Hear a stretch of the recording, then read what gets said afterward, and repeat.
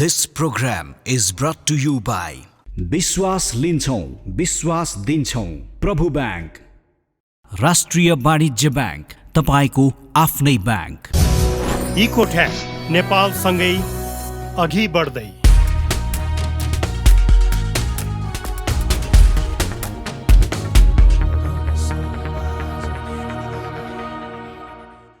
दर्शकबिन नमस्कार। कार्यक्रम तमसोमा ज्योतिर्गमयमा यहाँलाई हार्दिक स्वागत छ।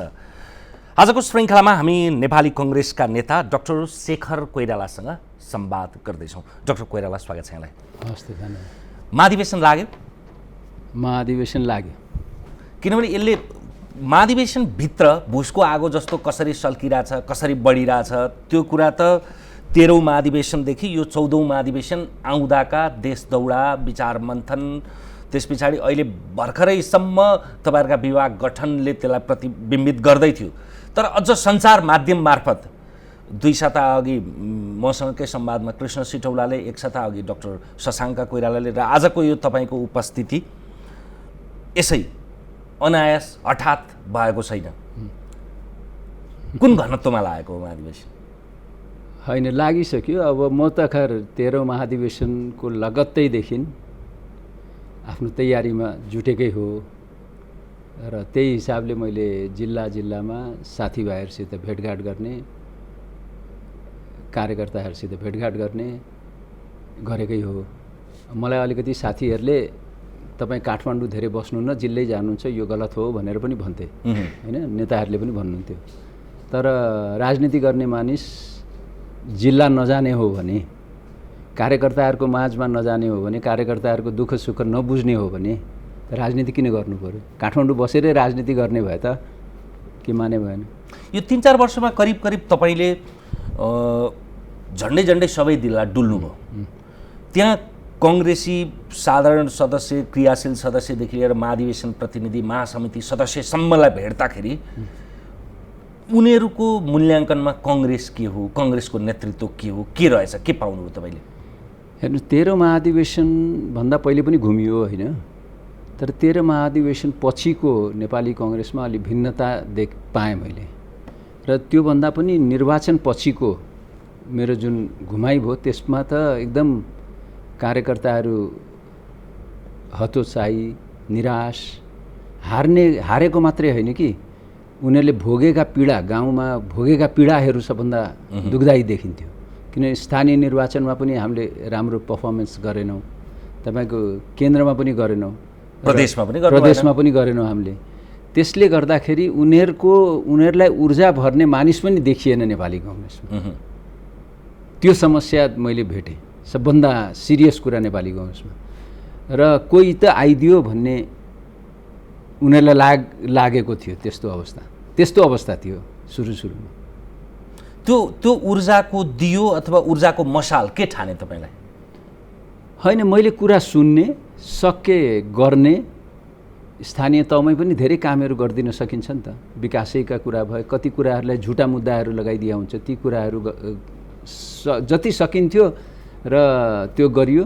र सँगसँगै तपाईँको कम्युनिस्टहरूसित पनि तपाईँको सम्बन्ध त छ नि, हामीहरूको आपसी सम्बन्ध छ नेकपासित। नेकपा त्यो बेला एमाले र माओवादी भनौँ न, होइन?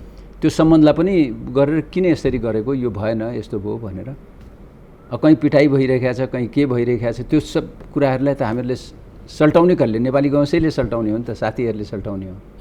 त्यो कुराहरूलाई गरेको थियो। नेपालमा दलहरूको लोकतान्त्रिक अभ्यासप्रति जनताहरू निराश छन्, कतिपय अर्थमा आक्रोशित पनि छन्, अझ सङ्गठित रूपमा। त वामपन्थी दलको त स्कुलिङ नै लोकतान्त्रिक मान्यताप्रति त्यति महत्त्व नदिने नै हो। तर नेपाली कङ्ग्रेस त लोकतान्त्रिक अभ्यासको नमुना हुनुपर्ने हो नि। तर लोकतान्त्रिक आचरणमा कङ्ग्रेस त वामपन्थी भन्दा पनि निम्छ हो। अझ शब्द कति उपयुक्त हुन्छ, स्खलित जस्तै देखिन्छ। यो प्रश्न किन गर्नुभयो? तपाईँले भनेको कुरा ठिक हो यो। हेर्नुहोस्, किनभने नेपाली कङ्ग्रेस र लोकतन्त्र पर्यावाचीको रूपमा मैले हेरेको छु र विश्वले पनि त्यही हेरेको छ। अन्तर्राष्ट्रिय समुदायले पनि नेपाली कङ्ग्रेसलाई हेरिरहेका छ, उनीहरू कसरी अगाडि बढिरहेका छन् भनेर। किनभने डेमोक्रेटिक पार्टी, लोकतान्त्रिक पार्टी नेपाली कङ्ग्रेस मात्रै छ अहिले। कम्युनिस्टहरू त जनवादी केन्द्रियतामा विश्वास गर्छन्, केन्द्रीकृत पावरलाई एक्सर्साइज गर्न खोज्छन्, त्यसकारण उनीहरूमाथि विश्वास छैन। तर नेपाली कङ्ग्रेसभित्र अहिले यतातिर दुर्भाग्य भन्नु पर्यो, आन्तरिक लोकतन्त्रको अत्यन्त कमी छैन भने पनि हुन्छ। त्यही आन्तरिक लोकतन्त्रको कमीको कारण विधिमा नचल्ने, विधानलाई नहेर्ने, नटेक्ने, अनि मन परितन्त्र भन्छ नि, मन परितन्त्र गर्न थालेपछि तपाईँले जुन भन्नुभएको स्खलन हुन थालेको छ। त्यसको ठुलो अंश उपल्लो नेतृत्वले बोक्ला।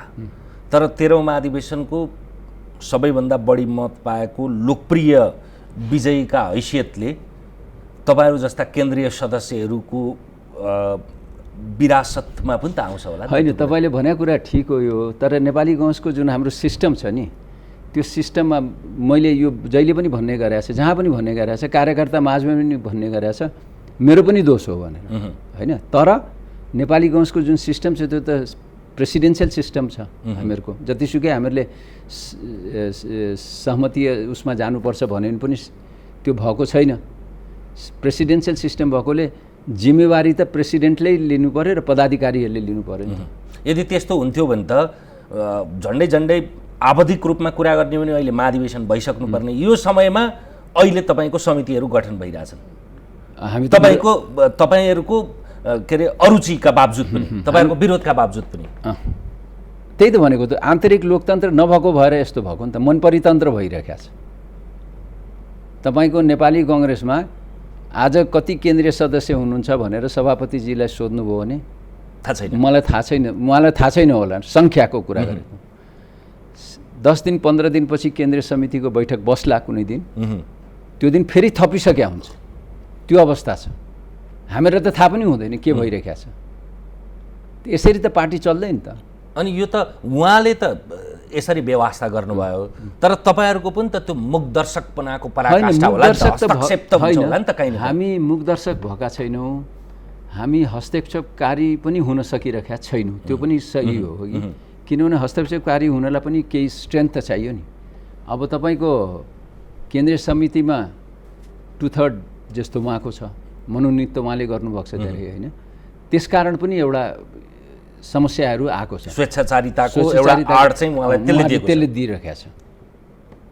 अलिकति सैद्धान्तिक, म तपाईँहरूको महाधिवेशन र उम्मेदवारीका विषयमा त आइ नै हाल्छु, मूलभूत बहस नै हाम्रो त्यसैमा हुनेछ। नेपाली कङ्ग्रेस स्थापनादेखि नै 2006 सालदेखि नै यो उदारवादी प्रजातान्त्रिक मान्यताको बिचमा समाजवादी भनियो अथवा जे भनियो, प्रकारान्तरले यो समावेशी लोकतान्त्रिक भनौँ, उदार लोकतान्त्रिक ढङ्गको पार्टी, शास्त्रीय रूपमा भन्दा यो मास्ट बेस्ड पार्टी हो, क्याडर बेस्ड होइन। तर अहिले कस्तो हुन गएको छ भने वामपन्थी दलहरूको प्रतिस्पर्धा गर्नका लागि चाहिँ यो लेलिनवादी ढाँचाको जनवादी केन्द्रीयता जस्तो छ। उपल्लो नेतृत्व तपाईँले भनिहाल्नुभयो, 2/3सम्म उसले आफ्नो मनमैजुले गर्न पाउँछ, सक्छ, बरु कम्युनिस्टहरूमा सक्दैन त्यसरी, निर्वाचित बाहेक मनोनित त्यो ढङ्गको पिरामिड खडा गर्न सक्दैन, एउटा त्यो। अनि अर्को त्यो पार्टी संरचनामा मात्रै नपुगेर तपाईँहरूले विद्यार्थी, शिक्षक, कर्मचारी, वकिल लगायत पेसागत सङ्घ सङ्गठन पनि त्यो एउटा व्यावसायिक सङ्गठन भनेर क्याडर बेस्ड, यो बाध्यता किन आइपर्यो? यो पहिले त थिएन कङ्ग्रेसलाई यति बढी। के समस्या भयो नेपाली कङ्ग्रेसमा भने हामीहरूको मास बेस्ड पार्टी नै हो, यो त कुनै डाउटै भन्नु। नेपाली कङ्ग्रेस जुन दिन मास बेस्ड पार्टीबाट क्याडर बेस्ड हुन्छ, नेपाली कङ्ग्रेस समाप्त हुन्छ, उसको कल्चरै समाप्त हुन्छ। फेरि हामी त्यो कम्युनिस्टको उसमा फस्न सक्छौँ। त त्यसकारण मास बेस्ड पार्टी नै हो हाम्रो। त्यो कथनी होला, करणीमा त त्यस्तो भइरहेको छैन अहिले। होइन, कथनीमा अब किन भएन भन्दाखेरि तपाईँको हामीहरूको मिस्टेक्सले गर्दाखेरि न हो। तपाईँको सभापति बन्नको लागि अहिले के भइरहेको छ हेर्नु, सभापति बन्नको लागि यो सब हामी गरिरहेका छौँ। क्रियाशील सदस्य वितरण पनि त्यसै गरी गर्छौँ, आफ्नो मानिसलाई वितरण गर्ने गर्छौँ। अहिले यस्तो निर्देशिका गएको छ, त्यो निर्देशिकाले त तपाईँको केन्द्रबाट क्रियाशील बाँडिदिने, जो नयाँ प्रवेशीहरू हुनुहुन्छ उहाँहरूलाई दिने भनेर भन्यो भने हामीलाई त थाहा पनि हुँदैन। त्यो जिल्लामा भएका जिल्ला सभापतिलाई थाहा नहुने भयो कसले कसले क्रियाशील पाएको छ भनेर। त्यसरी त पार्टी चल्दैन त। किन गर्दै हुनुहुन्छ भने आफ्नो वर्चस्वलाई राख्नलाई, जित्नको लागि। यसरी गर्दाखेरि हामी बिग्रेको एक। दोस्रो कुरा तपाईँको यो व्यावसायिक सङ्गठनहरूको कुरा गर्नुभयो नि, भातृ संस्था त तपाईँको पहिले सुरुमै अर्ली उसमा पनि नेभी सङ्घ त थियो, तरुण दल थियो होइन। नेभी सङ्घ किसुनजीले इस्टाब्लिस गर्नुभएको, तरुण दल बिपी कोइरालाले इस्टाब्लिस गर्नुभएको होइन। त्यो बेलादेखि नै थियो हामीहरूको नेभी सङ्घ तरुण दलहरू त। तर बिस्तारै बिस्तारै अरू संस्थाहरू पनि हामीहरूको खुल्दै गयो, सङ्घ संस्थाहरू। त त्यसमा हामीहरूको कहाँ ऊ हुन थाल्यो भने त्यसले महाधिवेशनलाई प्रभावित तुल्याउने थाल्यो।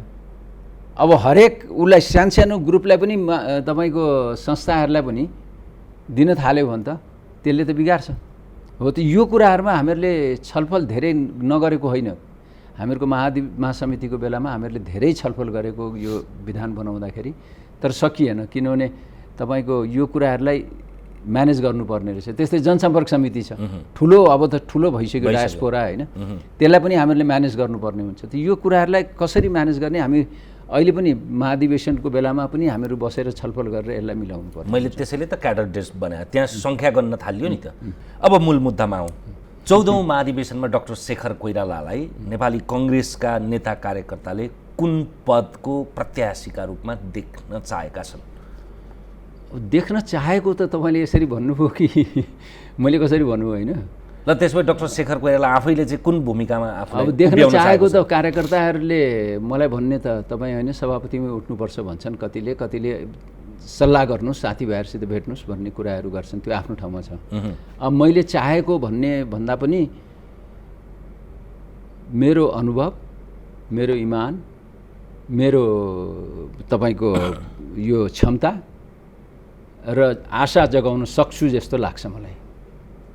त्यो चाहिँ नि कुन भूमिकामा? सभापतिको भूमिकामा। आधार के, त्यसका दलिल के? होइन, त्यसका दलिल तपाईँको एउटा त हिमाल पहाड तराई मधेसलाई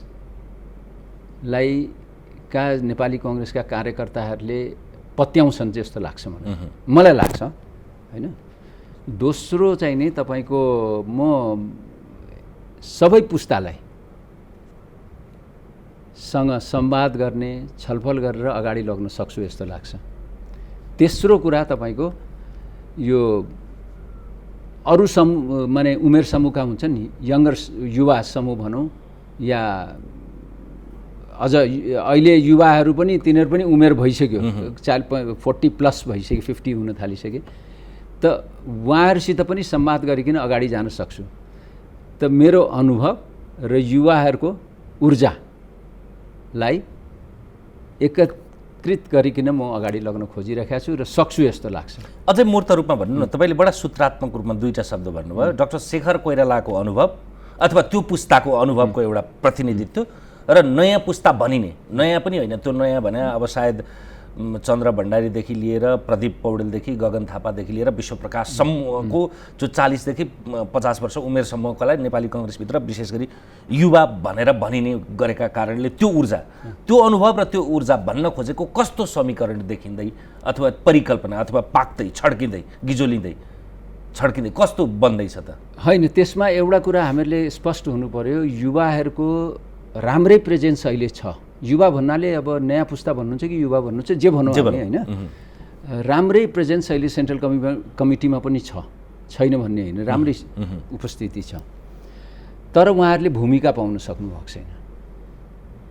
भूमिका भनेको केन्द्रीय सदस्य हुनुहुन्छ, केन्द्रीय सदस्यको नेपाली कङ्ग्रेसमा हेर्नु भने भूमिका आफै खोज्नुपर्ने रहेछ, कसैले भूमिका दिँदैन नेपाली कङ्ग्रेसमा। नेपाली कङ्ग्रेसको चलन नै जित्यो भने संसदमा प्रतिनिधि सभामा राष्ट्रिय सभामा देखिने हो, अदरवाइज भूमिका हुँदैन रहेछ तपाईँको। अब चाहिँ नि किनभने नेपाली कङ्ग्रेसको विधानले अहिले सहमहामन्त्री छ, महामन्त्री छ होइन, उपसभापतिहरू बहु पोस्टहरू छ, उपसभापति पनि 2टा, महामन्त्री पनि 2टा, त्यसपछि सहमहामन्त्री 7वटा 8वटा। म त अझ सहमहामन्त्री बढाउनुपर्छ भन्दैछु। ओपनमा चाहिँ नि हामीले राखेका छैनौँ, खालि जातीय क्लस्टर बनाएर मात्रै सहमहामन्त्री बनाउन खोजेका छौँ। ओपनमा पनि 2-3वटा सहमहामन्त्री हामीहरूले बनाउन सक्यौँ भने युवाहरूको उपस्थिति त्यो इन्टरफेयर गर्न सक्ने अवस्थासम्म हुन्छ क्या। किनभने अब युवाहरूको बेला आइसक्यो, युवाहरूले नै अब नेपाली कङ्ग्रेसलाई पनि हाँक्छन् र युवाहरूले नै देशलाई। बेला आयो भन्दा पनि तपाईँले बिपीहरूको कुरा गर्ने हो भने त अहिलेको गगनहरूको पुस्ताको उमेरभन्दा छिटो त उहाँ त तपाईँको भइसक्यो पार्टी होइन सभापति होइन भइसक्नु भएको थियो। अब आयो भन्न खोजे मैले, अब मेरो ल्याङ्ग्वेजले गर्दा होला तपाईँले भन्न खोजे, यो 14 महाधिवेशनपछि आयो भन्न खोजेँ मैले। अब केही उपाय छैन, माने कसैलाई केही उपाय छैन। तर यसको माने हाम्रा मेरा पनि नेताहरू हुनुहुन्छ होइन, उहाँहरूलाई पनि सम्मान साथ हामीहरूले राख्नुपर्छ, उहाँहरूको अनुभव पनि लिनुपर्छ। एउटा सकस चाहिँ के छ भने डाक्टर शेखर कोइरालालाई अथवा तपाईँहरूलाई अहिलेको संस्थापन इतरलाई, विशेष गरी नेपाली कङ्ग्रेसको संस्थापनमा चाहिँ शेरबहादुर देउवाले इच्छा गर्नुभयो भने उहाँ हुने, विमलेन्द्र निधिजीको फरक स्वर सुनिया छ, त्यो पनि उहाँहरूको मिलीभगतमा आएको फरक स्वर भन्नेहरू पनि छ। खैर त्यो दुईजना बाहेक प्रत्याशी छैनन्, त्यो मिल्यो भने व्यवस्थापन हुन्छ। यतापट्टि त तपाईँ डाक्टर शशाङ्क कोइराला, कृष्णप्रसाद सिटौला भन्दै जाँदाखेरि तपाईँको प्रकाश मान सिंह, अर्जुन नरसिंह केसीजीको पनि दाबी होला, डाक्टर मिनेन्द्र रिजालले पनि के अरे मनको भावना सभापति भनेर भन्दै हुनुहुन्थ्यो। कयौँ नामहरू आउँछन् त, नाम त आउँछ त, सबै रामचन्द्र पौडेल त छुटाउनै भएन, सबभन्दा सबै सक्षम हुनुहुन्छ, म त्यसमा ऊ छैन। तर कसले नेपाली कङ्ग्रेसलाई हाँक्न सक्छ, कसले युवाहरूको विचारलाई लिएर अगाडि बढ्न सक्छ, त्यो पनि इम्पोर्टेन्ट हो नि त, कि होइन? त्यो त तपाईँहरूले आफै आन्तरिक छलफलबाट निरूपण होइन। गर्ने विषय होला। राजनीतिमा उमेर मात्रै हुँदैन, राजनीतिमा तपाईँको मैले काम गरेका थिएँ, मैले दुःख गरेका थिएँ भन्ने कुरा मात्रै विश्वको इतिहासैले देखाएको छ नि त, होइन? तपाईँको सबैलाई सम्मान गर्दै युवाहरूलाई लिएर अगाडि जानै पर्छ, त्यो बाहेक हामीसित अर्को विकल्पै छैन। ल पात्रबाट कुरा गरौँ नि त, किनभने यो मन्थन भनेको हुन त एउटा टेलिभिजन कार्यक्रममा एउटा राजनैतिक दलको महाधिवेशनको अन्तरकुन्तरको मन्थन कति अर्थ राख्ला भन्ने होला, तर प्रमुख प्रतिपक्षी दल, सबैभन्दा लामो इतिहास बोकेको राजनैतिक पार्टी, त्यसभित्रको आन्तरिक लोकतन्त्र अथवा नेतृत्व परिवर्तनले पक्कै त्यसलाई देशलाई फरक पार्छ। त्यसैले यसको लसमसमा चर्चा गर्नु वाञ्छनीय पनि हुन्छ। रामचन्द्र पौडेललाई कसरी मनाउनुहुन्छ त? पात्रबाट जाउँ न, किनभने सबभन्दा के अरे प्रतिस्पर्धी भन्ने ठानिने गिरिजाप्रसाद कोइराला पश्चात एकैपटक 3 जना गिरिजाप्रसाद कोइराला, सुशील कोइराला, शेरबहादुर देउवा, रामचन्द्र पौडेल भनिने ठाउँबाट उहाँ त कहिले पनि 17 पटकसम्म असफलताको अभ्यास पश्चात अब फेरि होइन। रामचन्द्रजी शेरबाजीहरूले गिरिजाबाबु किसुनजी गणेशमानजीलाई भनेका होइनन् कि तपाईँहरूले छाडिदिनु पऱ्यो, हामी लिन्छौँ भनेर? गिरिजाबाबु किसुनजीले पनि छाड्नु भएन होइन, उहाँहरू लडिरहनु भयो। शेरबाजी गिरिजाबाबुसित लड्नुभयो, पराजित हुनुभयो, एकचोटि सुशीलदासित लड्नुभयो, पराजित हुनुभयो, तेस्रो पल्ट रामचन्द्रजीसित लडेर जित्नुभयो नि त, होइन? यो लडेर लिने पद हो, यो कसैले दिएर लिने होइन। मलाई चाहिएको छैन कसैले दिएर लिने, कसैलाई मिलाउनु पर्ने। हामीहरूले सल्लाह गर्ने हो, समझदारी गर्ने हो, छलफल गर्ने हो, उहाँहरूलाई सम्झाउने हो। तर पार्टीको सभापति त एउटै हुन्छ, त्यो पद उम्मेदवार जतिसुकै हुन्, जतिसुकै उम्मेदवार भयो भने पद त एउटै हो, त्यो पदमा जितेरै लिने हो, जित्छु।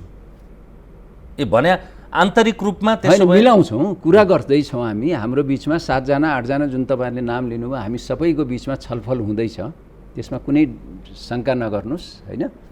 र त्यो छलफलमा राम्रै छलफल जाँदैछ। त्यति मात्रै होइन, हामीहरूको बिचमा एक दुसराको बिचमा 7 जना 8 जना त भयौँ, त्यसपछि एक दुसरा पनि हामीहरू बिचमा छलफल हुँदैछ। त्यो छलफलको निचोड निस्किन्छ, आजै निस्किँदैको छैन, तर केही दिनमा निस्किन्छ। अब 1 महिना लाग्ला, भदौसम्म एन्डसम्म लाग्ला, असोजसम्म लाग्ला। अब अधिवेशन पनि अलिकति सर्छ कि जस्तो छ, कोरोना कारण तपाईँको समायोजन हुन सकेका छैन यो कारणहरूले। जति नै सरे पनि अबको 1 वर्षमा त हुनैपर्छ, कानुनी रूपमै भए पनि अर्को भदौमा भएन भने त हुनैपर्छ। त्यसैले फागुन 7 भनौँ कि वैशाख भनौँ कि जेठ भनौँ कि अथवा भदौ भनौँ, हुनैपर्छ। 1 वर्षमा त हुन्छ। तर अलि अगाडि नै लागेछ होइन महाधिवेशनको रात र ताप चाहिँ? होइन, अगाडि लागेको त तपाईँको फागुनलाई टार्गेट गरेर लाग्यो हो नि त हाम्रो। फागुनै सही, त्यो आउन पनि त 5-7 महिना त छ नि त। 5-7 महिना यति छिटो त लाग्दैन, 5-7 महिना लाग्थ्यो है। पुरानो कुरा बिर्सिन्छौँ हामी। लाग्थ्यो। बडा रोचक मोडमा आइसकेछ तर हामीहरूको बिचमा एकदम घनीभूत छलफल हुँदैछ, यस्तो होइन कि छलफल भएको छैन। तर यस्तो अवस्था आयो जसमा चाहिँ यो पटकलाई पनि पर्खिदेऊ डाक्टर शेखर भनेर भनियो भने त्यस्तो अवस्था आयो भने? सम्भव छैन, यसचोटि सम्भव छैन। त्यो मेरो भुल थियो।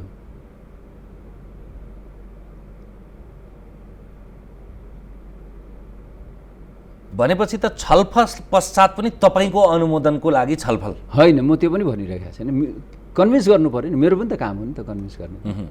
तपाईँकै भाइ बिपीका पुत्र डाक्टर शशाङ्क कोइरालाले भन्दै हुनुहुन्थ्यो कि मैले छलफल त गरे होइन, तर मै हो उम्मेदवार, मैले जित्छु। कार्यकर्ताले पनि त्यही भन्दैछन्। महामन्त्रीमा मैले के अरे हाम्रो आफ्नो विचार समूह अथवा गुटभन्दा इतरको सभापतिले बढी पदाधिकारी उता जित्दै मैले जितेका कारणले म सक्षम हो। उहाँले के भन्नुभयो त्यो अब उहाँको कुरा भयो होइन।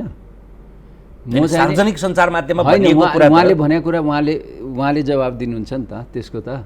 तर मैले भन्ने के हो भने सबै नेताहरूसित, इतर ग्रुपका भनौँ या अरू पनि, माने अब शेरबाजी नै त्यो छलफल गर्न बोलाउनुहुन्न, त्यस कारण जाने कुरा पनि भएन होइन।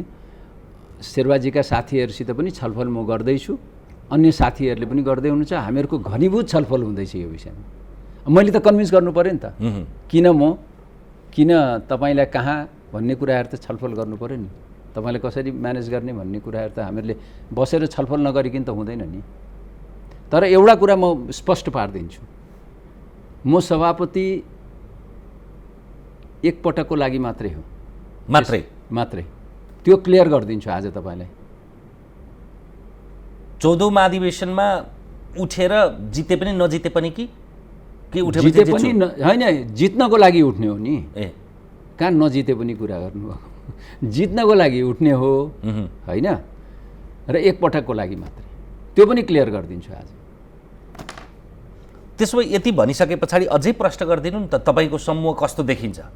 अघिदेखि तपाईँले त्यो अनुभव र ऊर्जाको कुरा गर्दै हुनुहुन्छ। मैले भने नि, अनुभव र ऊर्जामा तपाईँको अब महामन्त्री उपसभापतिहरूमा अनुभववाला पनि लिनुपर्ने हुन्छ होइन।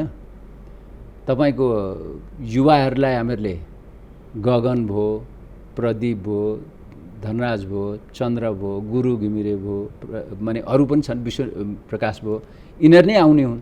तपाईँको मधेसमा तपाईँको महेन्द्र यादव छ, किरण यादव हुनुहुन्छ, सरिता प्रसाई हुनुहुन्छ महिलामा।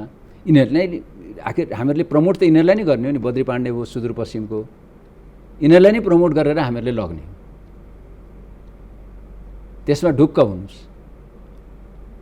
अझै सपाट रूपमा 4-5 दिन अगाडि हाम्रै प्रकाशन गृहबाट प्रकाशित हुने अन्नपूर्ण पोस्टमा एउटा आलेख छापिएको थियो। त्यो आलेखमा अब हिजोसम्म जुन समीकरणमा जो पात्र थिए, तर अबको सभापतिका रूपमा डाक्टर शेखर कोइराला र निर्वाचित महामन्त्रीका रूपमा गगन थापा को सामूहिक उम्मेदवारीको प्रतीक्षामा भनेर भनिएको थियो। सायद त्यो कङ्ग्रेसी शुभचिन्तकहरूको आलेख थियो होला। त्यो त्यत्तिकै लेखिएको जस्तो लाग्दैन। मैले लेखाएको त होइन, म चिन्दा पनि चिन्दिनँ उहाँहरूलाई होइन। तर के छ भने गगनजीसित मेरो घनीभूत छलफल हुँदैछ र उहाँले केन्द्रीय समितिमा भएर या तपाईँको छोटै अवधिमा तपाईँको स्वास्थ्य मन्त्री भएर जुन कामहरू गर्नुभयो र संसदमा जुन प्रस्तुतिहरू गर्नुभएको छ त्यसले उहाँलाई बढाएको छ। त्यो त कुनै गलत कुरा त छैन। तर अरू युवाहरू पनि छन् भन्न खोजेँ मैले। अघि जुन नामहरूले उहाँहरू पनि त्यत्तिकै हुनुहुन्छ। कसैले अपर्च्युनिटी पायो, उहाँले पाउनुभयो, त्यसलाई क्यास गर्नुभयो, राम्रो भयो होइन। तर अरू युवाहरू पनि छन् होइन। राडीमा सातो मुस्दै नमुस्नु, मुछेपछि खाना नगिनाउनु, यो उखान धेरै प्रयोग गर्छु। तर यो सही समयमा, सही ठाउँमा, सही प्रसङ्गमा प्रयोग गरेको छु। यति प्रसङ्ग आइसके पछाडि त्यो समीकरण अरू थुप्रै पदाधिकारीको सन्दर्भ त होला, तर चर्चित फिगरका रूपमा डाक्टर शेखर र गगनको एउटा संयुक्त प्यानल यो 14औं महाधिवेशनमा देख्न सकिन्छ? सम्भव छ। सम्भव असम्भव सोधिरहेको छैन, तयारी हुँदैछ। त्यही त मैले अघि भने नि त, हाम्रो घनीभूत छलफल हुँदैछ भनेर त भने नि। तपाईँकै नेतृत्वको यसलाई झन्डै तपाईँले रिडिङ बिट्विन द लाइन्स भने जस्तो बोलेर पनि नबोलेर पनि टुङ्ग्याउनु भयो कि अब कृष्ण सिटौलाको तेस्रो धारको निर्णायक रूपमा आफू चाहिँ नजित्ने तर तेस्रो धारको दुईटा सभापतिका होइन प्रत्याशी नजित्ने नभनौँ अनि उहाँको पनि ठुलो रोल छ नि, पार्टीमा रोलै छैन भन्ने कुरा त होइन नि। त्यही रोल भएर त शेरबहादुरजीले जित्नुभयो त, 3 जना सभापति उठेपछि। अब त्यो किङ नभए पनि किङ मेकर बन्नु पनि त ठुलो कुरा हो। त्यसैले त्यस्तो भन्दा पनि त्योभन्दा फरक समीकरण देखिँदैछ यो पटक। यसरी समीकरण बिल्कुल चेन्ज हुन्छ। जसरी हामी सोच्दैछौँ नि, त्यो पहिलेको 13औं महाधिवेशनको समीकरण जसरी थियो त्यो समीकरण भत्किन्छ। संस्थापनको पनि अदली बदली अलिअलि गुन्जायस म देखिरहेको छु त्यो। तपाईँ अहिलेसम्म पार्टीको सबभन्दा उपल्लो तह भनेको केन्द्रीय समिति सदस्य मात्रै, न सहमहामन्त्रीको, न महामन्त्रीको, न उपसभापतिको केहीको अनुभव छैन। एकैपटक सभापति, भलै तपाईँलाई 13औं महाधिवेशनमा पनि सभापतिकै उम्मेदवारका रूपमा हेरिरहेको थिए अथवा महामन्त्रीका रूपमा, कहिल्यै तपाईँले दाबी विरोध गर्नु भएन, गरे पनि अन्तिम समयमा पछाडि फर्किनु भयो। एकैपटक सभापति, कार्यकारी पदमा पनि तपाईँ न मन्त्री हुनुभएको छ, न उपप्रधानमन्त्री, न प्रधानमन्त्री। अनि यत्रो ठुलो पार्टी हाँक्ने सभापतिको योग्य कसरी हुन्छ भन्ने प्रश्न त कार्यकर्ताले गर्ला नि। मैले भने नि, एउटा कुरा अघि पनि भने मैले, अहिले फेरि रिपिट गर्दैछु, ममा इमान्दारिता छ, ममा क्षमता छ र ममा आशा जगाउन सक्ने क्यापेसिटी पनि छ, आधारहरू पनि छ युवाहरूलाई आशा जगाउनु। किनभने नेपालको जनसङ्ख्याको कुरा गर्नुभयो भने 2030 सम्म तपाईको युवा नै रहन्छ नेपाल। त्यसपछि बुढौली उसमा जान्छ आफ्टर 30 र 2050 पछि त बुढौली नेपाल हुन्छ। त्यो हिसाबले हेर्नुभयो भने हामीहरूले युवाहरूलाई कसरी प्रोत्साहन गर्न सक्छौँ त्यतातिर हामी जान सक्यौँ भने मात्रै हामीहरू अगाडि बढ्न सक्छौँ। र मलाई विश्वास छ, किनभने मैले एउटा संस्था पनि चलाएको छु र मैले जुन राजनीतिक परिवारबाट आएको छु, दुःख देखाएको छु, अप्ठ्यारापनहरू देखाएको छु होइन। राजनीतिक सुझबुझ ममा छ भन्ने कुरा म विश्वस्त छु। र सबैभन्दा इम्पोर्टेन्ट कुरा के भने, अप्ठ्यारो परेका मानिस, तल्लो तबकाका मानिस जो असहाय छन्, तिनीहरूको बारेमा सोच्न सक्ने क्यापेसिटी ममा छ। त्यसकारण म सक्छु भन्ने विश्वास छ। अनुभव नभएको भन्ने प्रश्नले के, किनभने कार्यकारी पदको पनि अनुभव छैन, पार्टीको कार्यकारी पदको पनि अनुभव छैन, अनि एकैपटक पार्टीको होइन। अब यो कस्तो हुँदो रहेछ भने, अनुभव नभए पनि मलाई त बीपी कोइराला स्वास्थ्य विज्ञान प्रतिष्ठानको एकचोटि रेक्टर भएँ, अनुभव त थिएन। त्यसपछि भिसी भएँ, अनुभव त थिएन होइन। तर त्यो बेलाको बीपी कोइराला स्वास्थ्य विज्ञान प्रतिष्ठान हेर्नुहोस् मैले चलाएको, र अहिलेको बीपी कोइरालाको अवस्था हेर्नुहोस्। त अनुभव माने त्यो खालि अनुभव छैन भनेर मात्रै छोडेर त भएन नि। अनुभव भएकाहरूले के गर्नुभयो भन्ने कुरा पो त यहाँ हेर्नु पऱ्यो त। जो अहिलेका हाम्रा नेतृत्वमा हुनुहुन्छ सधैँ, उहाँहरूले कहाँ पुर्याउनु भयो त नेपाली कङ्ग्रेस भन्ने छ नि त। आन्तरिक लोकतन्त्र नभएको पार्टी छ नि त अहिले। उहाँहरूले नै पुऱ्याएको होइन, उहाँहरू नै सधैँ त हुनुहुन्छ त। मन्त्रीमा पनि, प्रधानमन्त्री पनि, सभापति पनि, उपसभापति पनि उहाँहरू त चलाइरहनु भएको छ त 20 वर्ष 25 वर्षदेखि, कि होइन? त्यसरी हेर्नुहोस् त। तपाईँको एजेन्डा के त त्यसो भए? तपाईँ सभापति भए पश्चातको नेपाली कङ्ग्रेस अहिलेभन्दा के फरक हुन्छ? होइन, एउटा त मैले अघि भने युवाको कुरा गरेँ मैले होइन, त्यो त एकदम त्यसमा कुनै उनै भएन। एजेन्डाको कुरा गर्दा म तपाईँहरूलाई भनौँ, म यो झुटो आश्वासनहरू जुन दिइराख्या हुन्छ नि, म यसो गरिदिन्छु उसो, मेरो त्यो बानी पनि छैन, नेचर पनि छैन, म गर्दा पनि गर्दैन। दोस्रो कुरा, अहिलेको लोकतान्त्रिक प्रणाली जुन छ हामीहरूको, त्यो ध्वस्त हुन थालेको छ। त्यसबाट हामीहरू कसरी बचाएर लग्ने?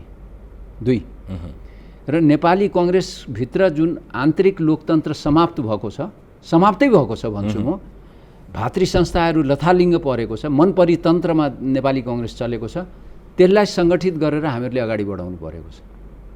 एकदम इमिडिएटली त्यो गर्न सकेनौँ हामीहरूले। विदिन 6 to 6 to 8 मन्थ्सभित्र 14 महाधिवेशनपछि भने समाप्त हुन्छ। त्यसपछि हामीहरूको कुनै रहँदैन। यो कुराहरूलाई हामीहरूले ध्यान दिएर अगाडि बढ्नुपर्छ। र अहिले नेपाली कङ्ग्रेसमा पन्पिएको सबभन्दा डेन्जरस कुरा के छ भने व्यक्तिवादी चरित्रमा हामीहरू हुर्किरहेका छौँ। अहिले बिपीले जन्माएको पार्टी हो नि होइन। गणेशमानजी, किसुनजी, गिर्जाबाबुहरू, सुवर्णजी, तपाईँको निधिजीहरूले सिञ्चित गरेको पार्टी हो नि त होइन। त्यो पार्टी आज यस्तो अवस्थामा पुगेको छ, हामीहरू केही गर्न सक्ने किन कर्तव्य विमूढ भएर हामी हेरिरहेका छौँ। लोकतन्त्र सकिसक्यो, हामी बोलिरहेका छैनौँ। त्यसकारण त्यो कुरामा हामीहरूले कार्यकर्ताहरूलाई जुझारु, जुन अहिले भुत्ते भएका छन् कार्यकर्ताहरू, तिनीहरूलाई जुझारु कसरी बनाउन सकिन्छ त्यतातिर मेरो ध्यान जान्छ। मैले अझै अर्को पक्षतर्फ सङ्केत गर्न खोजेका थिएँ। 13औं महाधिवेशनमा सर्वाधिक रूपमा चर्चित, विवादित र हस्ताक्षर अभियान सञ्चालन भएको धर्मको प्रसङ्ग भयो। विशेष गरी धर्मको बारेमा कङ्ग्रेस बहकियो भन्ने पार्टीभित्रै ठुलो मत थियो, अझै बढ्दै गएको देखिन्छ। घटनाक्रम हेर्दा पनि यस्तो महत्त्वपूर्ण मुद्दामा कङ्ग्रेसले आम जनता र कार्यकर्ताको भावना बुझ्ने भन्दा पनि शीर्ष नेताको कुण्ठा, केही नवनेताको षड्यन्त्र र अझ विदेशी गोटी बन्न पुगेको भन्ने आग्रह देखिन्छ। यदि त्यस्तो हो भने अब सच्याउन सक्ने नसक्ने सम्भावना, गुन्जायस कति देखिन्छ? यो विषय चाहिँ 14औं महाधिवेशनमा तपाईँको कुन रूपको एजेन्डा बन्छ? अब हेर्नुहोस्, एसचोटीको महासमितिको बैठकमा करिब 800 जना, 750 800 जना महासमिति सदस्यहरूले हिन्दू राष्ट्र हुनुपर्छ भनेर दिनुभयो। नेपाली कङ्ग्रेसमा दर्ता गराउनु भयो होइन। त्यो आफ्नो ठाउँमा छ। तर हामीहरूले बुझ्न के पर्छ भने धर्मको बारेमा हामीहरूले धेरै छलफल संविधान सभाको बेलामा गऱ्यौँ होइन। र त्यो संविधानले बनाएको उसमा हामीहरूले 3-4 वटा कुरा स्पष्ट रूपले लेखिएको छ। एउटा, सनातनदेखि चलिआएको धर्म संस्कृतिको संरक्षण गर्ने, त्यो पनि हामीले गर्न सकिरहेका छैनौँ। दोस्रो कुरा, गाई हामीहरूको राष्ट्रिय जनावर हो, गौवध गर्न पाइँदैन भन्ने कुरा स्पष्ट हुन्छ, त्यो भइरहेको छ होइन। र तेस्रो कुरा, प्रलोभनमा धर्म परिवर्तन गर्ने छैन, दण्डनीय भनेर स्पष्ट रूपले लेखिएको छ उसमा। भलै कार्यान्वयन भएकै छैन भने पनि हुन्छ। त्यो त्यतातिर सबभन्दा पहिले हामीहरूले प्रायोरिटीमा हामी जानु पर्यो, नम्बर 1। नम्बर 2, म पटक पटक मैले एउटा कुरा भनिरहेको छ, कसैले ध्यान दिँदैन। म आज तपाईँको माझमा भनौँ, हामीहरूले जन्म सङ्कलन गऱ्यौँ होइन, जन्म सङ्ग्रह गऱ्यौँ, जन्म सङ्कलन, एक सङ्कलन गऱ्यौँ संविधान सभा। त्यसको पोको आजसम्म खोल्न सकेका छैन कसैले। फेरि त्यसमा के थियो भन्ने चुइएको, प्रशस्त चुइएको थियो त्यति होइन। खोलेर हेरे हुन्छ नि त, अब त हो कि होइन। र जन्म सङ्ग्रह चाहिँ नि इट इज ए पेन्डोरास बक्स खुल्छ। एउटा मात्रै इस्यु हुँदैन, त्यसपछि यो संविधान रहन्छ कि रहँदैन भन्ने कुरा देखिन्छ अहिलेको कन्टेक्स्टबाट हेर्दाखेरि है कि। संहिताको कुरा आउला, धेरै कुरा आउँछ। संहिता अहिले असफल भयो भन्छौँ नि, वास्तवमा त्यो असफल किन भयो त भन्दाखेरि कम्युनिस्टहरू त जनवादी केन्द्रीयतामा विश्वास गर्छन्। उनीहरू संहिता चाहँदैनन्, अनि चलाउँछन् कसरी? 7वटा प्रदेशमा उही छ। तपाईँको यो 2 नम्बर प्रदेश मात्रै हो नि उनीहरूको नभएको, तर 6वटा प्रदेशमा त कम्युनिस्टहरूले नै चलाइरहेका छन्। त संहिता असफल भएको हामीहरू चलायो भने म विश्वस्त छु संहिता हामीहरू सफल बनाउँछौँ भन्ने कुरा पोजिटिभ थिङ्किङबाट हामी जानुपर्छ भन्ने मलाई लाग्छ। यसको अझै पनि सपाट मैले भन्न खोजेको के भने, जस्तो जनमत सङ्ग्रहमा यही पटक जानुपर्छ, यो अन्तिम एजेन्डा हो, योभन्दा दायाँ बायाँ छैन भन्नु त कम्युनिस्टहरूले हाम्रो आदर्श साम्यवाद हो भने जस्तै हो। त्यो साम्यवाद भन्दैमा अहिले नेकपा, हिजोको एमाले अथवा माओवादीलाई लागेको थियो र हामी कहिले साम्यवादमा पुग्छौँ भन्ने, तर त्यो भन्ने जार्गन हो नि त। तर यदि उनीहरूले भने जस्तै विश्व परिस्थिति अनुकूल भयो भने, यी सबै कुरा मिल्दै गयो भने जाने त्यहाँ हो भन्ने हो नि त आदर्श। भने जस्तै नेपाली कङ्ग्रेसमा पनि तपाईँको नेतृत्वमा यदि त्यो आम नेता कार्यकर्ताको ठुलो मुद्दा थियो, कतिपयले भने जस्तै मैले अघि प्रश्नमा भनिएका कुरा अनुसार नै धर्मको विषय चाहिँ त्यसरी हठात बलात् अथवा केही नेतृत्वले गरेको थियो भन्ने कुराको कम्तीमा मेरो नेतृत्वमा म त्यो कुरालाई उठाउँछु भन्ने कुरालाई मात्रै तपाईँले आश्वस्त पार्न सक्नुभयो भने त्यसले पनि त जनमतको एउटा आधार हुनसक्छ नि। होइन, एउटा कुरा हामीले के बुझौँ भने धर्म र राजनीति यो दुईवटा बेग्लै कुरा हो होइन। दोस्रो कुरा हामीहरूले के बुझ्न जरुरी छ भने धर्मलाई को इस्यु नेपाली कङ्ग्रेसमा आइसकेका छ। तर नेपाली कङ्ग्रेसमा आएर मात्रै त्यो समाधान हुने होइन, संविधानमा लेखिनु पर्यो नि त, होइन? त संविधानमा लेख्नको लागि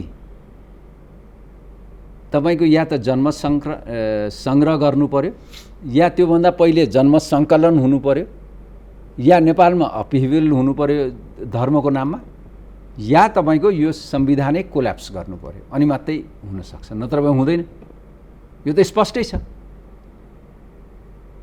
यद्यपि तपाईँको एजेन्डा के भन्ने के अहिले यही पाली गरौँ भन्ने होइन के, तपाईँ सैद्धान्तिक रूपमा के कुरामा प्रष्ट हुनुहुन्छ? नेपाली कङ्ग्रेसको नेतृत्व तपाईँले गरिरहँदा अथवा गर्ने ठाउँमा अथवा आकाङ्क्षा राखिरहँदा धर्मको विषय जसरी गरियो, जस विषयले ठुलो जनमत नेपाली कङ्ग्रेसका नेता कार्यकर्ताहरूको यसमा प्रश्न छ, त्यो प्रश्न जायज छ है भन्ने त लाग्छ नि तपाईँलाई? होइन, प्रश्न जायज छ भनेर छैन भनेर म भनिरहेको छैन। म एकदम पटक्कै छैन भनेर म भनिरहेको छैन, होइन? तर सबभन्दा पहिले प्राथमिकता के हो त हाम्रो? मैले जो पनि आउनुहुन्छ यो धर्मको कुरा गर्नलाई म कहाँ, म पहिले के भनिरहेको छु भने प्राथमिकता हाम्रो हो संविधानमा भएका कुराहरू त पहिले इम्प्लिमेन्ट गर्दै जाउँ। सुरुमै उहाँहरू आन्दोलनको कुरा गर्नुहुन्छ। आन्दोलन गरेर त धर्म परिवर्तन यो हिन्दू राष्ट्र त हुने होइन नि अहिले। त्यसको लागि त जन्म बढाउँदै लग्नु पर्यो।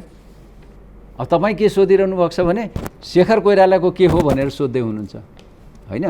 अब म यसै हेर्नुभयो भने म हिन्दू उसलाई गर्छु, म त्यस्तो त्यो एकदम पूजापाठ गर्ने मान्छे त होइन, होइन? तर अब पिपुलको उसलाई कसरी पिपुलले लिन्छन् त्यो कुरालाई हामीहरूले हेर्नुपर्छ। पिपुलको हरेक मानिसको आफ्नो आफ्नो विचार हुन्छ। धर्मको एउटा आस्थाको कुरा पनि हो धर्म। यो सबै कुरालाई हामीहरूले ध्यान दिएर अगाडि जानुपर्छ। अब अलिकति सरकारको विषयतिर जाउँ। अब यसमा त सरकारको विषयमा त डाक्टर शेखर कोइराला बोल्नु भनेको कङ्ग्रेस बोल्नु हो भन्ने अर्थमै बुझ्नुपर्छ। आन्तरिक रूपमा पार्टीको विषयमा बोल्नु एउटै कुरा हो। तपाईँहरू कुन स्तरको प्रतिपक्षी हो? अहिले प्रतिपक्षै छैन जस्तो छ। सरकारको कामको त स्वयं बरु नेकपा भित्रैबाट बरु त्यो रूपमा विरोध हुन्छ। संसदमै पनि गगनजी मेननजीहरूको आवाज सुनिन्थ्यो, तर त्यो पनि घनीभूत रूपमा त्यस्तो सैद्धान्तिक तार्किक रूपमा विरोध भएको सुनिँदैन थियो। अब के सडकमा त जान कोभिडले दिँदैन, संसदमा पनि भएन जस्तो छ कङ्ग्रेस। तपाईँले एकदम माने जायज कुरा उठाउनु भयो। हेर्नुहोस्, यो सांसदहरूलाई पिन्च होला, उहाँहरूलाई यो पनि लाग्दो होला कि शेखर त सांसद छैन त्यसकारण बोलिरहेको छ भनेर। तर वास्तवमा डेमोक्रेटिक कन्ट्रिजहरूमा प्रतिपक्ष बिनाको डेमोक्रेटिक कन्ट्रिज हुँदैन। कुनै पनि डेमोक्रेटिक कन्ट्री कसै न कसैले प्रतिपक्षको भूमिका खेलिरहेका हुन्छ। त्यो खेल्नुपर्ने कसले हो भन्दाखेरि नेपाली कङ्ग्रेसैले खेल्नुपर्ने, किनभने हामी प्रतिपक्षमा छौँ। तर अहिले कसले खेलिरहेका छ? भीमरावजी, हो त्यही त म आउँदैछु। अहिले कसले खेलिरहेका छ भने नेकपा भित्रको एउटा गुटले खेलिरहेका छ, होइन? अब उहाँहरू पनि चुप लाग्नुभयो भने अहिले नागरिक समाज चुप छ, नागरिक समाज आउला या तपाईँको इनफ इज इनफ आउला, कोही न कसैले प्रतिपक्षको भूमिका खेलिरहेका हुन्छ। नत्र भए त डेमोक्रेटिक सेट चल्दैन, त्यो गाडी नै चल्दैन डेमोक्रेटिक उसमा। नेपाली कङ्ग्रेसले सुरुदेखि नै यो सरकार आएदेखि नै सबभन्दा मिस्टेक ठुलो माने त्यो त नगर्नुपर्ने गल्ती नीति तथा कार्यक्रमलाई हामीहरूले पास गर्नु भनेकै हामीहरूको सबभन्दा ठुलो मिस्टेक हो। त्यहाँबाट सुरु भएको नेपाली कङ्ग्रेस सत्ता पक्ष हो कि नेपाली कङ्ग्रेस प्रतिपक्ष हो भन्ने कुरा अत्यन्त यो सान्दर्भिक भएर गएको छ। हामीहरूले जुन भूमिका खेल्नुपर्ने हो त्यो भूमिका हामीहरूले संसदमा अलिअलि आजकल यतातिर आएर खेल्न थालिएको छ। सुरुमा त त्यो पनि खेलिएन, होइन? सडकमा पनि खेलिया छैन र खेल्ने उसमा पनि छैनौँ हामी। कारण पनि म बताइदिन्छु। किनभने नेपाली कङ्ग्रेसमा हामी जुन छौँ जवाबदेहिता लिन सक्ने छैन, होइन? उत्तरदायिता लिन सक्ने, जिम्मेवारी लिन सक्ने पनि छैनौँ। सुशासन दिन सक्ने पनि अवस्था छैन हाम्रो। र भ्रष्टाचारको बारेमा हामी बोल्नै सकिरहेका छैनौँ। नेपाली कङ्ग्रेसका साथीहरू साझेदार भए होला धेरै कुरामा।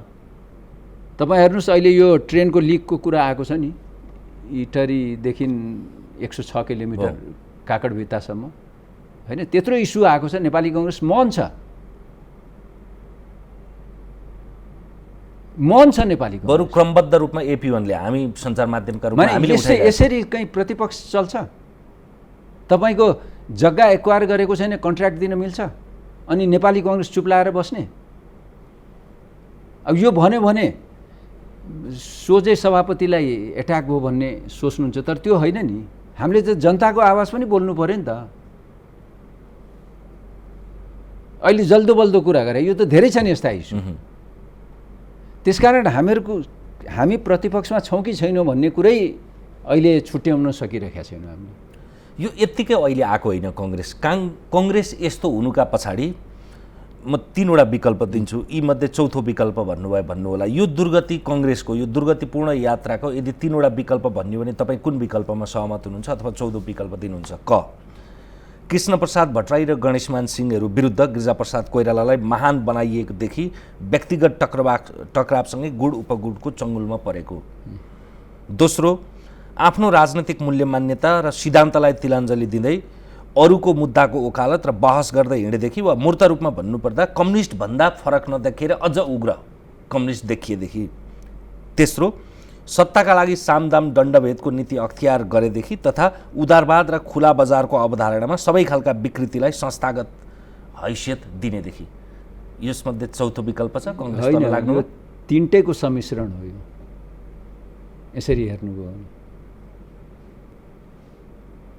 सबै कुरा मिक्स हुन्छ यसमा। तपाईँले जुन कुराहरू राख्नुभयो नि त्यो सबै कुरा हुन्छ। किनभने तपाईँले वर्तमानलाई मात्रै दुत्कारेर त हुँदैन, इतिहास राजनीतिको जरा हो, यो सुरु कहाँबाट भयो? यो अहिलेको यो भ्रष्टाचारहरूको इस्यु चाहिँ सुरु कसरी भयो भने 62-63 को आन्दोलनपछि जब सरकार थिएन नि त, यो माने लोकल उसमा त सबै अल पोलिटिकल पार्टिजहरूको त्यो ग्रुप बन्थ्यो, नेपाली कङ्ग्रेस, एमाले, माओवादी, अनि मधेसमा मधेसवादी दल, यही नै थियो। त उनीहरूले जे गर्यो त्यही हुँदै जान्थ्यो। त्यो नगरपालिकामा भन्नुहोस्, गाउँपालिका, त्यो बेला गाविस थियो, गाविस भन्नुहोस् या अन्य ठाउँहरूमा भन्नुहोस्, त्यहाँबाट एउटा प्रक्रिया सुरु भयो। त्यो अहिले पनि त्यसै गरी चल्दैछ। अब माथि केन्द्रमा पनि आइसक्यो यो भ्रष्टाचारको कुरा गर्दाखेरि। र तपाईँले जुन कुरा राख्नुभएको छ तिनटै कुरालाई मिक्स गरिदिनु भने हुन्छ जस्तो लाग्छ।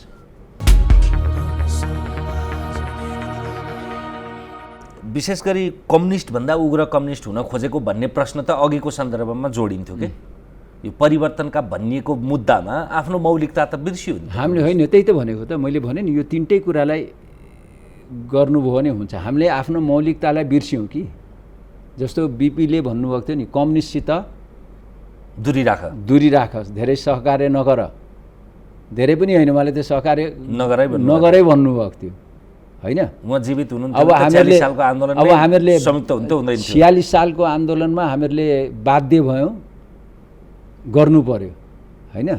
त्यसपछि हामीहरूको छिण त्यहाँबाट अलिकति सुरु भयो। त्यसपछि तपाईँको 62-63 मा माओवादी, नेकपा एमाले, नेपाली कङ्ग्रेस, होइन, नेपाली कङ्ग्रेसको नेतृत्वमा भयो, त्यो आयो। नेतृत्वमा त 7 संसदीय राजनैतिक दलकोमा भयो, तर एजेन्डा चाहिँ फेरि माओवादीको हाबी भयो, होइन? त्यसले गर्दाखेरि तपाईँको हामी बिस्तारै भयो। अब रिथिङ्क हामीहरूले गर्नुपर्छ जस्तो लाग्छ मलाई। मैले अहिले यो पछिल्लो चरणमा तपाईँलाई त्यही भन्न त उद्वेलित गराइरहेको छु। हामीहरूले रिथिङ्क गर्नुपर्छ। रिथिङ्क नगरिकन नेपाली कङ्ग्रेस अब अगाडि जान सक्दैन। त्यसको मूर्त रूपमा, सपाट रूपमा भन्न चाहिँ केले हिचकिचाउँछ तपाईँलाई? होइन, समय पुनरावलोकन भनेको के हो र कसरी हुन्छ, के विषयमा पुनरावलोकन किन भन्ने विषयमा सपाट रूपमा, प्रष्ट रूपमा, मूर्त रूपमा भन्न केले अप्ठ्यारो पर्छ? होइन, के छ भने सबै कुरा मैले भने नि, यो कहाँ अप्ठ्यारो हुन्छ अहिलेको आजको सन्दर्भमा भने यो नेतृत्वले गर्नुपर्छ, नेपाली कङ्ग्रेसले गर्नुपर्छ। नेतृत्वले लिड गर्ने हो नि त, जोसुकै होस्। अहिले हाम्रो सभापति हुनुहुन्छ, उहाँले लिड गर्नु पर्यो यो इस्युजहरूमा, होइन? अब भोलि म 14औं महाधिवेशनपछि हुन्छु भने म आफ्नो तरिकाले लिड गर्छु, सबैलाई मिलाएर, त त्यो परिवर्तनका जुन चेन्जेसहरू ल्याउनु छ हामीहरूले त्यो त गर्नै पर्छ। नेपालीगणले रिथिङ्क हामीहरूले कम्युनिस्टसितको सहकार्यको रिथिङ्क र हामीहरूको जुन मौलिकता थियो पहिलेको त्यसलाई पनि कसरी समावेश गर्न सकिन्छ अहिलेको कन्टेक्स्टमा, आजको कन्टेक्स्टमा, माने आजको वर्तमान कन्टेक्स्टमा त्यो पनि हेर्नुपर्छ हामीले।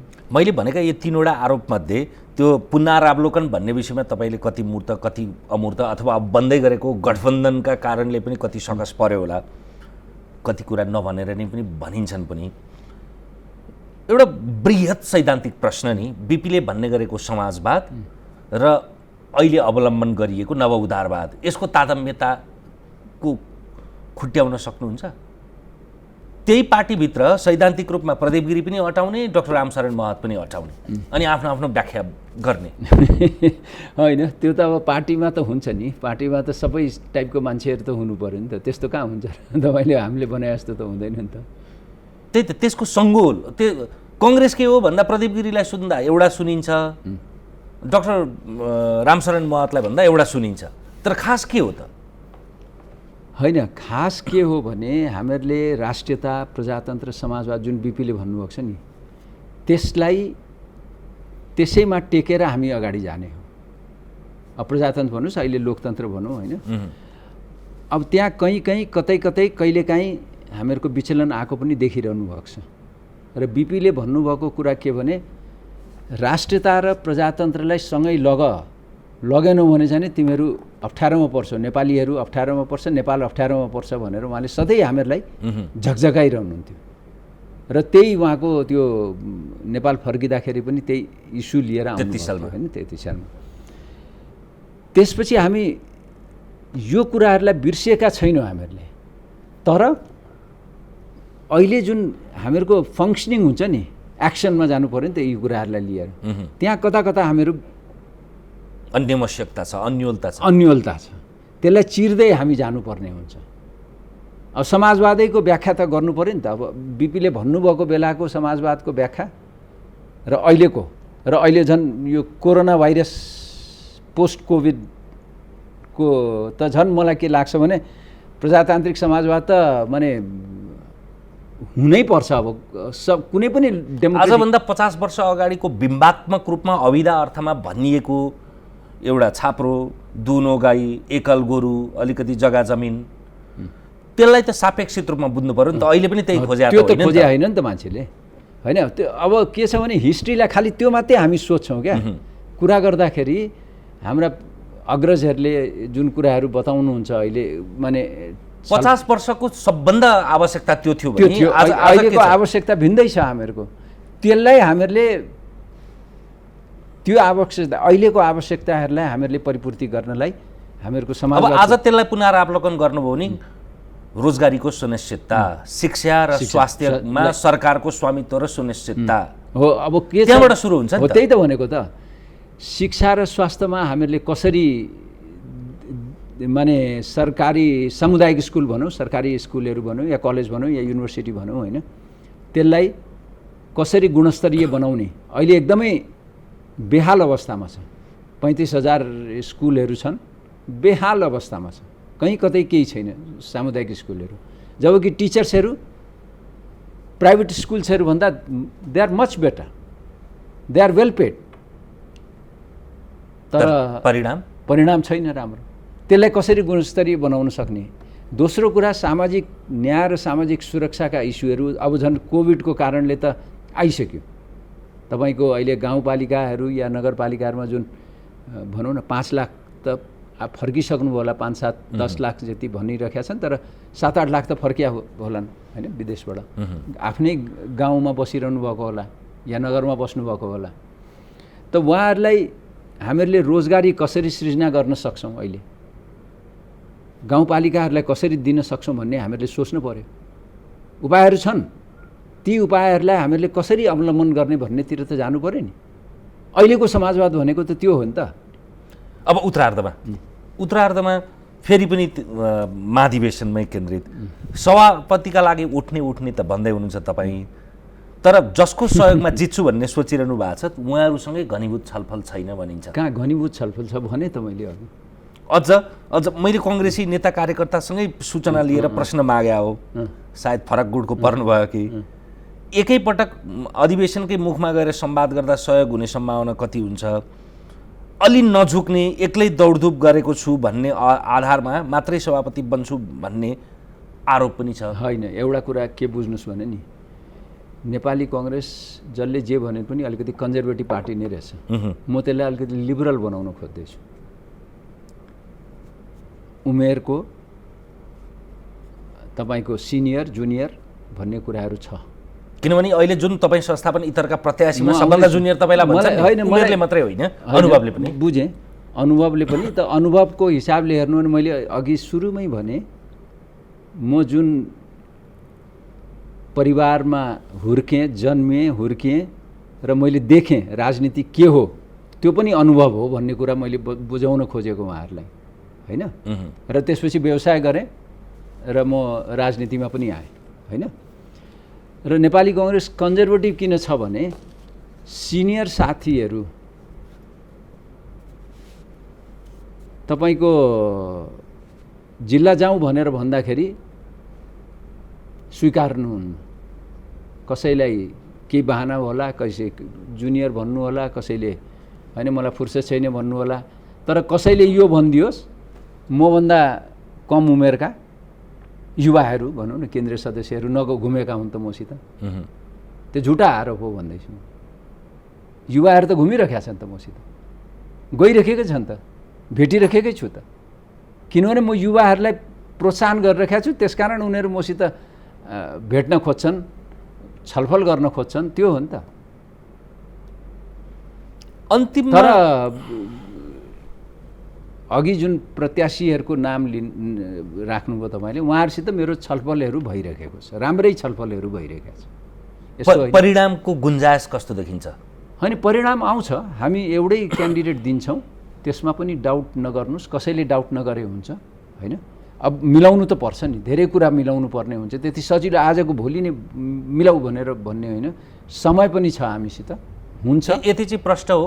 रामचन्द्र पौडेल, डाक्टर शेखर कोइराला, डाक्टर शशाङ्क कोइराला, प्रकाशमान सिंह सिटौलाजी, कृष्ण प्रसाद सिटौलाहरू मध्ये, अर्जुनजी, डाक्टर रामशरण महतहरू मध्ये सभापतिमा एउटै उम्मेदवार आउँछ। ढुक्क हुनुहोस्। आधार घनीभूत छलफल अघिदेखि भनिरहेको छु त तपाईँलाई। हामीहरूको बिचमा यो यतिजनाको बिचमा हामीहरूको कन्स्ट्यान्ट छलफल पनि हुँदैछ। अलि धेरै छलफल हुन्छ जस्तो लाग्छ मलाई। त्यति धेरै पनि गरिरहनु पर्दैन। हरेक दुई तिन दिनमा भेटघाट भइरहेको हुन्छ, होइन।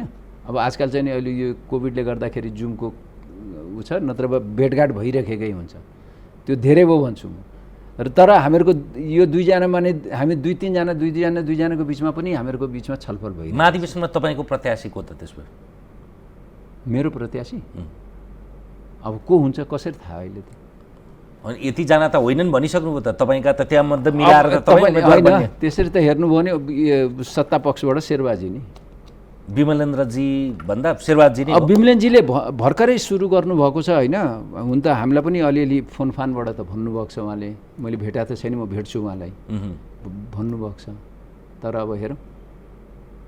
दुईवटा कुरा अन्तर्वार्ताका क्रममा महाधिवेशन लक्षित गरेर सपाट रूपमा भन्नुभयो, कुनै अलिअलि कुरा चपाएर पनि अब आउने महाधिवेशनमा कुनै पनि हालतमा डाक्टर शेखर कोइराला सभापतिको प्रत्याशी बन्छ। संस्थापन इतरबाट एक्लो उम्मेदवार हुन्छ र त्यसमा डाक्टर शेखर कोइराला हुन्छ। 14औं महाधिवेशनमा जित्ने गरी नै उम्मेदवारी दिन्छ। त्यस पछाडि 15औं महाधिवेशनमा शेखर कोइराला अभिभावकका रूपमा, सल्लाहकारका रूपमा रहला, तर फेरि नेतृत्व दोहोरिँदैन र अबको प्रत्याशी भइरहँदा अनुभव र ऊर्जाको सम्मिश्रण हुन्छ र त्यो भनेको डाक्टर शेखर कोइराला सभापतिका रूपमा र गगन थापा महामन्त्रीका रूपमा देखिने गुन्जायस छ। यसलाई पुनरावलोकन गरेर भनिदिने कि संशोधन गरिदिने? होइन, ठिक छ तपाईँले भन्नुभएको, ठिकै छ नि, के भयो र? अहिले त ठिक छ नि त, यही हो। हस्, समय र संवादका लागि धन्यवाद यहाँलाई। ल, हस्, नमस्कार। हामीसँग हुनुहुन्थ्यो नेपाली कङ्ग्रेसका सभापतिका एकजना प्रत्याशी, घोषणा नगरे पनि यही टेलिभिजन मार्फतकै घोषणा नै ठानौँ, नेपाली कङ्ग्रेसका नेता डाक्टर शेखर कोइराला। आजलाई तमसुमा ज्योतिर्गमयको श्रृङ्खला यति नै। हेर्दै रहनुहोला AP1। नमस्कार।